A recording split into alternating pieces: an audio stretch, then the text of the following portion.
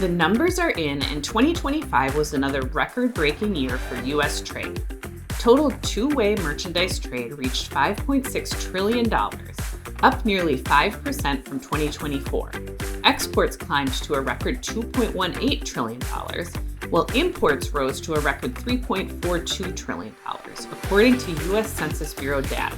But the goods trade deficit also hit a new high, $1.24 trillion, marking the fifth straight year the U.S. imported more than $1 trillion more in goods than it exported.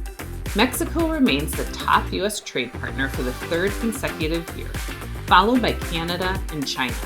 But for the first time in more than 2 decades, the top three account for less than 40% of total U.S. trade, a sign of diversification. The most dramatic shift, trade with China.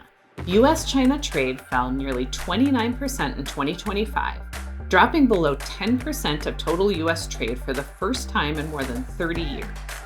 The U.S. trade deficit with China has now been cut in half since 2018, down to about $202 billion. Much of the production once sourced from China is now flowing through other Asian markets, including Taiwan, Vietnam, India, and Cambodia. Trade with Canada declined for a third straight year, largely due to reduced U.S. energy imports as domestic production remains strong. The bigger picture, U.S. trade is expanding, but it's also reshaping. Supply chains are diversifying, and tariff-driven realignment continues to redraw global trade maps. Like and follow for more real-time trade updates.